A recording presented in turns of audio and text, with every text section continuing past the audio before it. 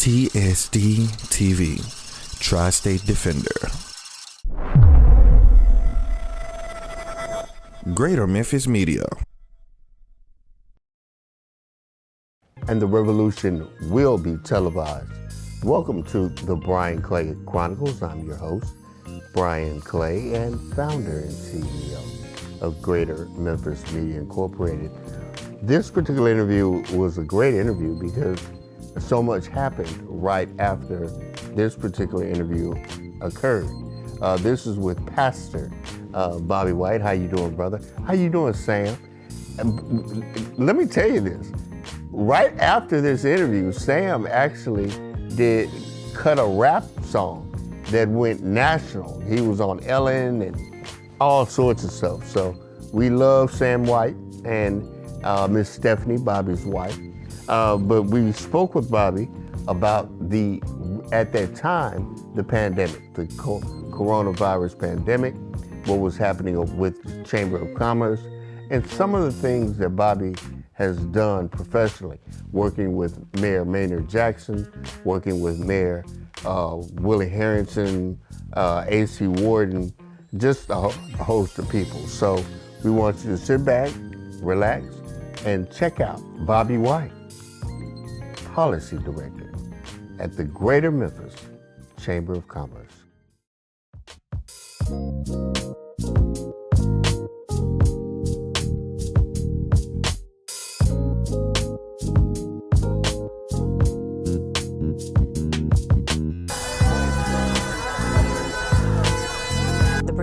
Shooting, including whether her civil rights were violated. Tonight, many civil rights leaders say the decision not to bring charges for Breonna Taylor's death. To come into Seattle, 75 have been deployed to Seattle tonight. The other 125 will arrive in the city tomorrow.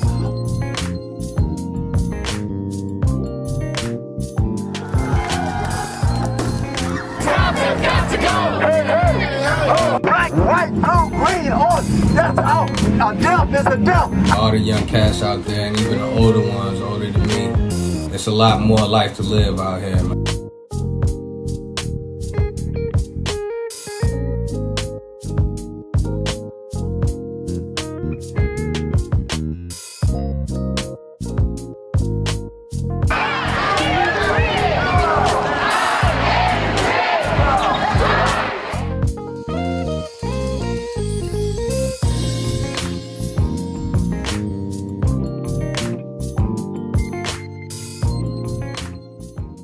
And the revolution will be televised. My name is Brian Clay, and you are watching the Brian Clay Chronicles, but more importantly, we are in the midst of a 5-part docu-series. Executive producer is Greater Memphis Media, of COVID-19 and the African-American community. Today we have Mr. Bobby White with the Chamber of Commerce, Coach Clint Jackson, the athletic director at LeMoyne-Owen College, and State Representative London Lamar, who represents District 91. One of my favorite Morehouse men are with us today. Bobby White, how you doing, brother? I'm well, I appreciate it. You're looking magnificent, and I like the colors. Listen, let me tell you, I knew I was coming to see you today. I haven't worn a suit since we've been working from home for quite a while. So listen, I put the shirt on just for you. Well, I am totally honored that you would put on your Johnson and Murphys and looking like you're ready to represent Morehouse well. You know, Trying my best. Bobby, there's so much to talk about. This 2020 pandemic and the protest has changed the course of not only America, probably the world. Yeah. The number of COVID cases in Shelby County, how many are they right now? Well, at this moment, I'll be able to let you know in a moment here, okay. But I will tell you this, that our numbers, we are seeing, we've seen the spike that's happening across quite frankly, the South. The South, like Texas, Alabama. Yeah, we've seen Florida, the whole nine. Mm-hmm. We have not been immune to it. I think one of the things that we've been dealing with is the fact that, again, we're one of those urban areas similar to Nashville, and so we've seen what they have not seen in places a little more remote across Tennessee, like Bucksnort, Paris, and the nine. We've had, I'll give you an example. We had the ability to have an event here that the chamber was going to be hosting here in Memphis, and it was going to be a statewide, people from across the state called it off. And it was one of those things where some of the other folks were wondering, wow, that's amazing, because quite frankly, they are not seeing the COVID numbers that we're seeing in the metro area. They're not seeing it across the state. So it's one of the sensitivities that we have as we've been dealing with this COVID-19, that you're seeing some different realities playing out in rural areas versus urban areas where there's a lot of density. Today, I saw where South Carolina had their worst day ever regarding COVID deaths. And it's very interesting, Pastor White, because there are so many rumors or nuances that are attached to this particular virus. One of the things I would like to ask you in your role, can you tell the people what you do? Yeah, I am the Chief of Public Policy and Government Affairs for the Greater Memphis Chamber, lead that department. For the most part, the Chamber, as our president, our illustrious, beloved president, Beverly Robertson. Beverly, hello. Hello. We love the Robertsons. Yeah, Robertson. Absolutely. She actually is in that position at a time that I've been telling people is pretty critical, because if you look at it on one hand, we were just talking about this with the pandemic, with the Chamber being as it is, her fundraising prowess has come right on time for the Chamber, and then at the same time we flip over, and a few months later we see this protest erupting. Wow. And so she carries the credibility, the heart of an activist, and so we've been great to have her with us at this time. But nevertheless, Beverly always talks about the work of the Chamber being PEW, not to elicit or to bring up illusions of church, but pew. The P is for public policy, the W is for workforce, and the E is for economic development. And so that's the work of the Chamber, and I lead the P, if you will, for our team. Tell us how COVID-19, and I think this is probably the best example where you see social justice and public health, COVID, intersect with the convocation, because even though it's a spiritual event, there are very powerful elements to the convocation. Bill Clinton would always come. Probably if we had it this year, Joe Biden would be there. What is COGIC's position on both areas? Bishop Blake has been very vocal. That's Charles Blake. He's been very vocal about COVID. But now with the protests being what they are, and LA, where Bishop Blake is, was one of the cities that a lot of stuff happened there during the protests. What is COGIC's position about what we're what we've experieed? Yeah, well, I'll say this. First of all, you're kind, but Brother Bobby does just fine. Don't put pastor on me. I leave it to my friends. The Bishop Porter, Bishop Dillon, Charles Harrison, Mason Patterson, all those. Those are all my dear friends of many years. But I would say this, that the one thing I've heard, and I'll talk about the convocation. One thing I've heard Bishop Blake talk about has just been safety. Actually, the convocations, Bishop Linwood Diller, my brother and friend and pastor. Now he's over AIM. He's over there. See, look at you, acting all COGIC. I know. Listen, you're gonna mess around and pull out a courtesy card from years ago.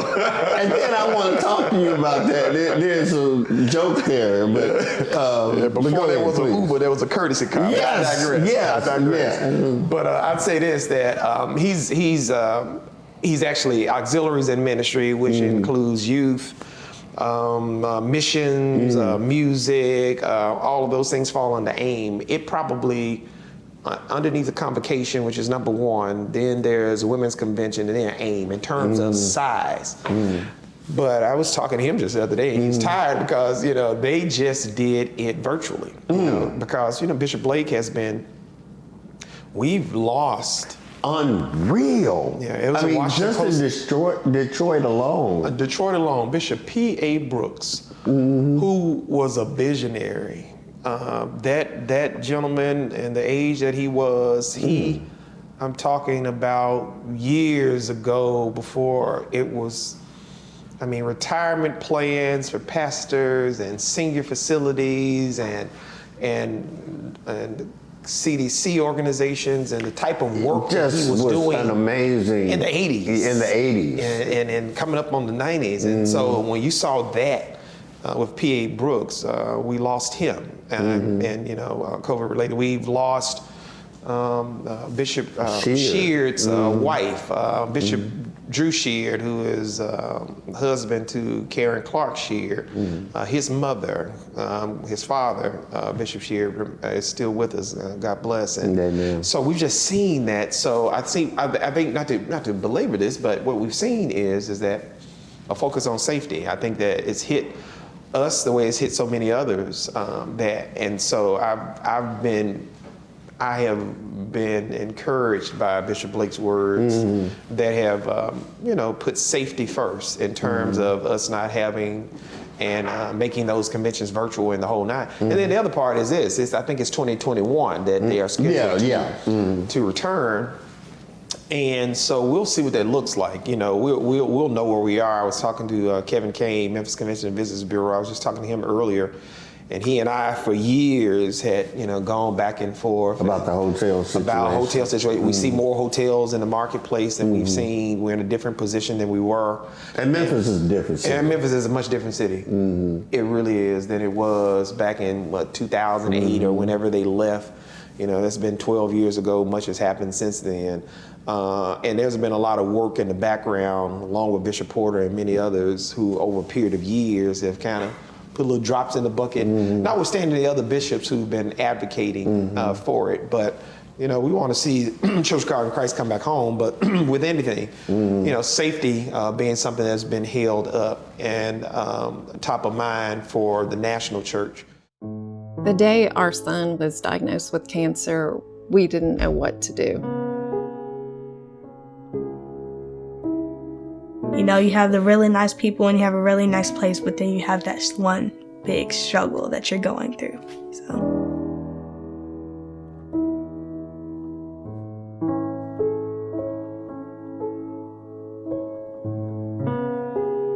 The question we're always wondering about is, what if it comes back? Or what if she has complications from her therapy as she gets older?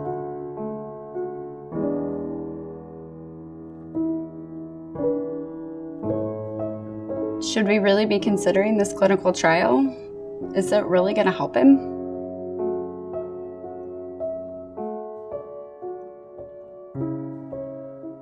When the doctor was telling me I had cancer, I didn't know how to act in front of my mom. I didn't know how to handle this news. When it comes to pediatric cancer, there are always more questions than answers.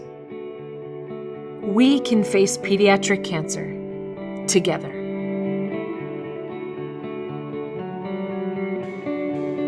Hi, Jim Downey. Hi, good to meet you. Hi, Jim. So Savannah, how old are you again?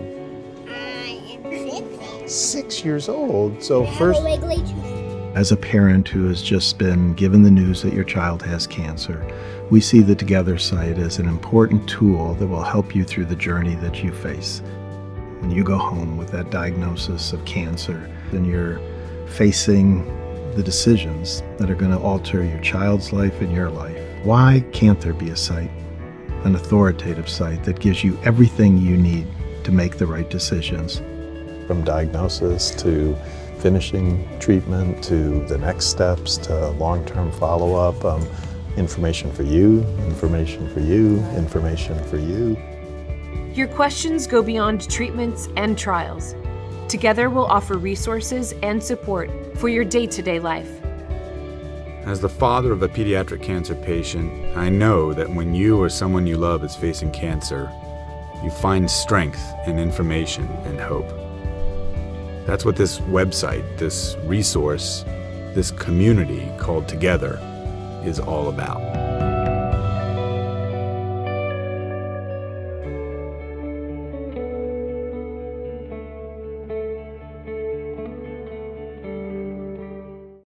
Family, security, happiness.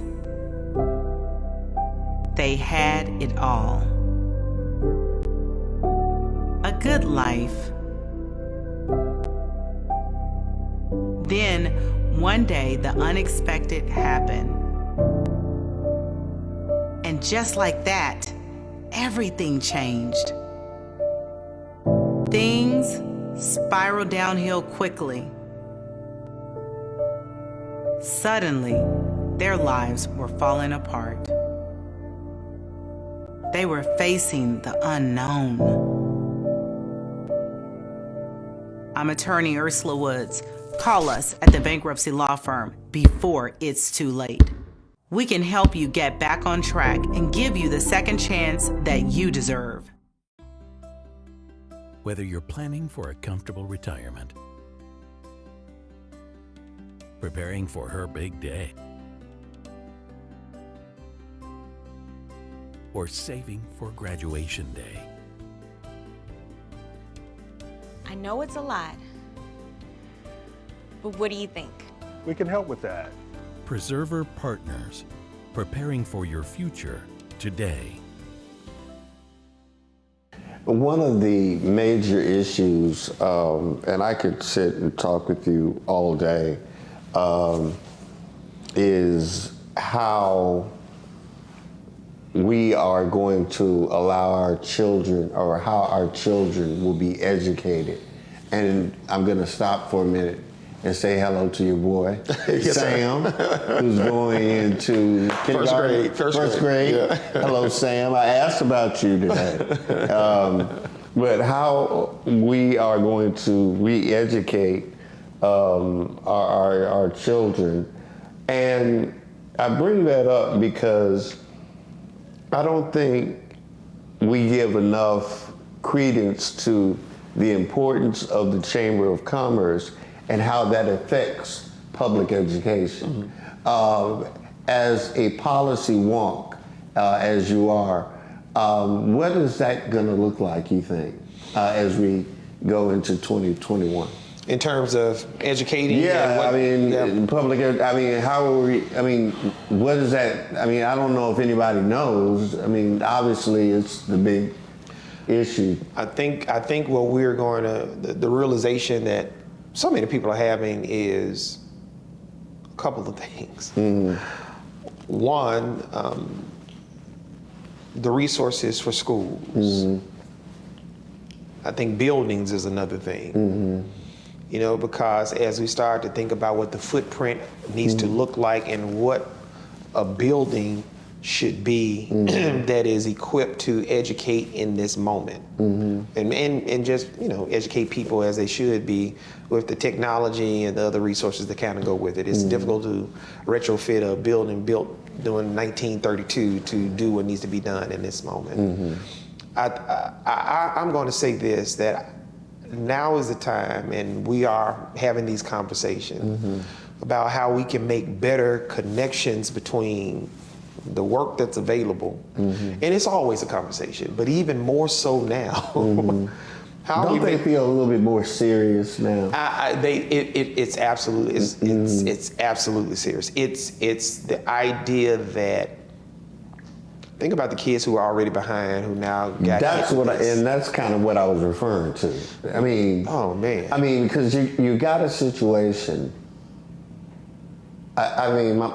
Both of our parents were educators. Yep. My mom was in the system for 40-some years. Your father's the legendary Bobby, Mr. Robert White, who was over at Menanges. My mother was at Douglas.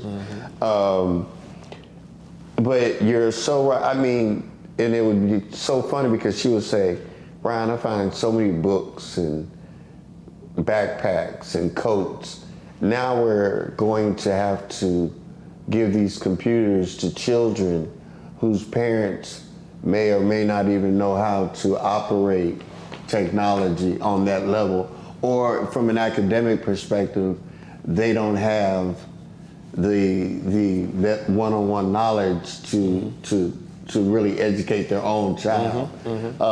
So it's such a frightening period, you know. So and I know as a policy person, that's got to be one of the things you think about every day. Not to mention being a father. Yeah, I mean, and I started a little later, but having a 5-year-old, you know, I know there are folks out here with these 15 and 16-year-olds who can't figure it. I mean, it's so difficult.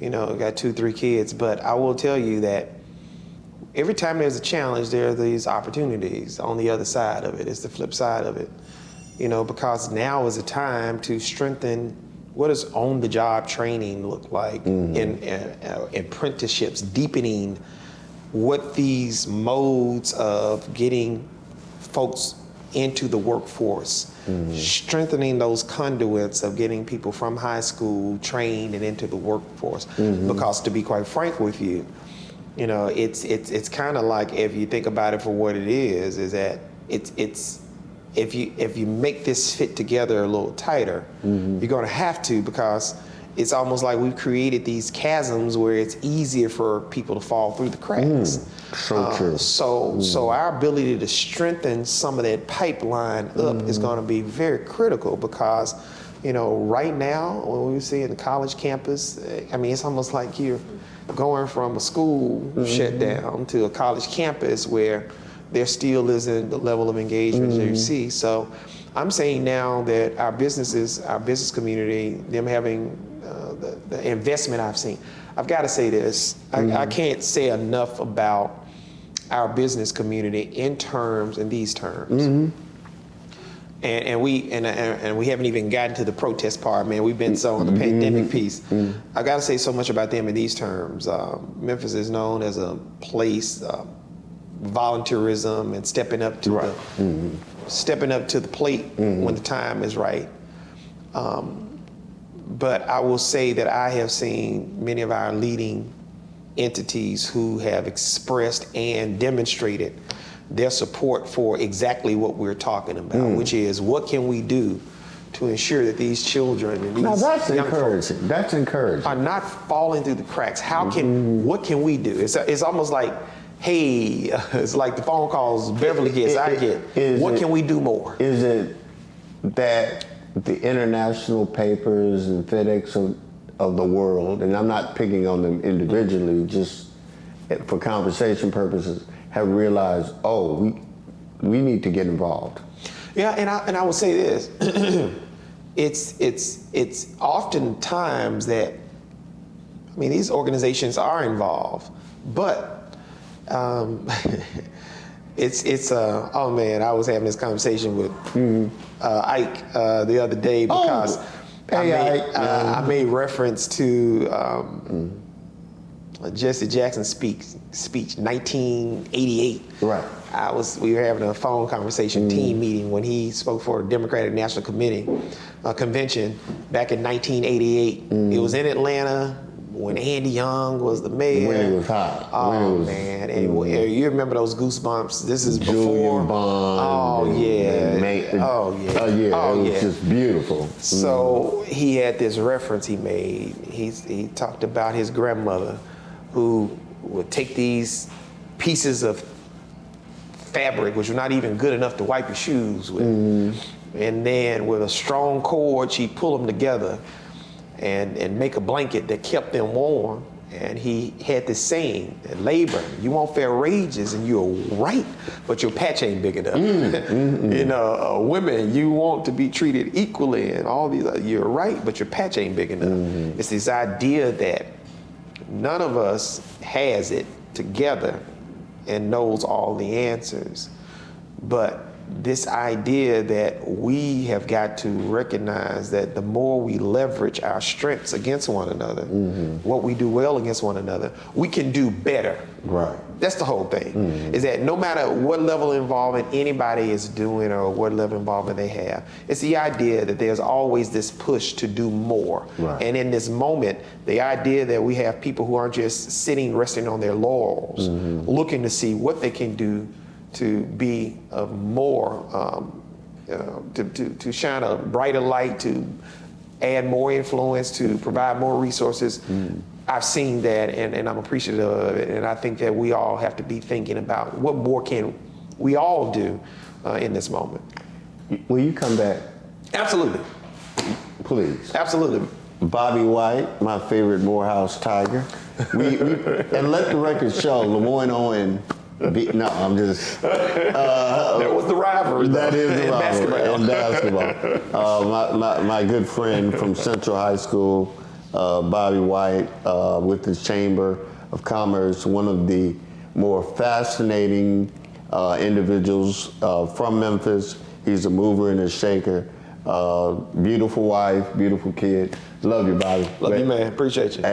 We are going to have athletic director from Lemoyne Owen, Clint Jackson. We're going to talk a little black college sports. So if you want to hang around, I will. And hear the future of black college sports and how the $40 million, that's right, I said it, $40 million to Lemoyne Owen will affect not only athletics, but academics. So we're going to take this break. So sit back, relax. You are watching COVID-19 and the African American community recapturing our soulful colors. Pow. Thank you, Bobby, so much. Bishop Patterson will be proud of you for giving us an overview on how Corona has affected the church, specifically the Church of God in Christ, and the pending convocation, business, economic development, and just how this entire situation is going to impact us, the citizens of Memphis. We're going to be doing a lot this year with Greater Memphis Media.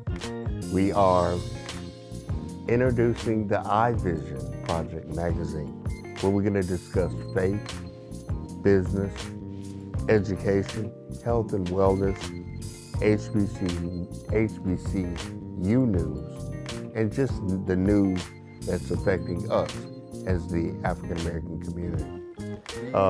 Lemoyne Owen College Radio. Just hold on. We're going to bring that to you real soon. So if anybody ever asks you, how are things going? What's happening with you? Tell them that we are rising. Greater Memphis Media Incorporated.